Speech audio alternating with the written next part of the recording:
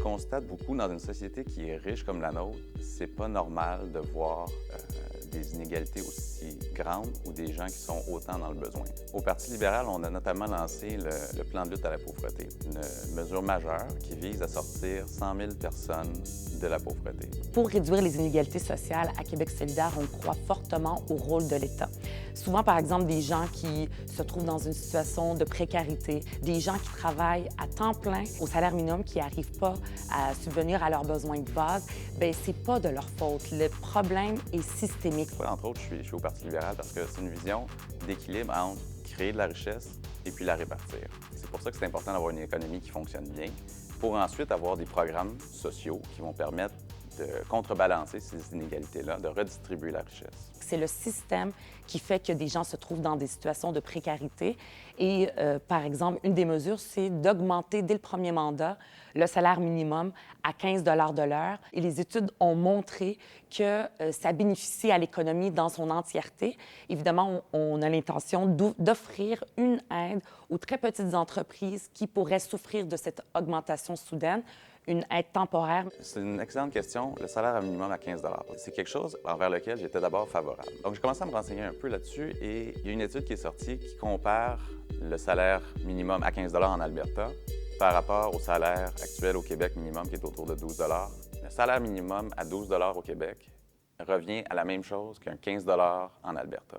Donc, on a un plan pour augmenter le salaire minimum, mais de le mettre, par exemple, demain matin à 15 non seulement ça serait pas avantageux pour plusieurs entreprises, mais deuxièmement, surtout, on est déjà dans les meilleurs au Canada en termes de revenus disponibles.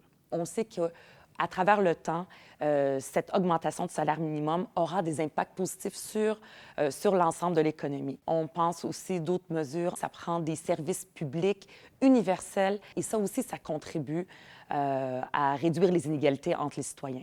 Alors, sur l'enjeu du cannabis qui nous est arrivé un petit peu de façon impromptue avec l'engagement du fédéral de légaliser le cannabis, c'est important d'avoir un encadrement qui est assez strict pour s'assurer, de limiter l'accès le plus possible aux jeunes et, deux, contrôler la qualité du produit et, trois, de couper l'herbe sous le pied au crime organisé, si je peux me permettre le jeu de mots. Bien, nous, on est pour la légalisation parce qu'on ne croit pas que c'est en criminalisant les consommateurs qu'on va pouvoir enrayer le problème là, de dépendance. Puis une aussi des mesures qu'on a, c'est que nous, contrairement au gouvernement Couillard, on est pour que les gens puissent avoir une plantation de 4 plants, comme le fédéral le propose, chez eux, pour éviter leur dépendance à une consommation à l'externe. L'ensemble des revenus va être réinvesti en prévention, que ce soit des campagnes publicitaires ou des programmes d'aide aux gens qui vont avoir une dépendance. Évidemment, avec ça, on va continuer et on veut renforcer tout le système d'éducation et de prévention. Ça va régler des problèmes pour ceux qui ont une dépendance actuellement.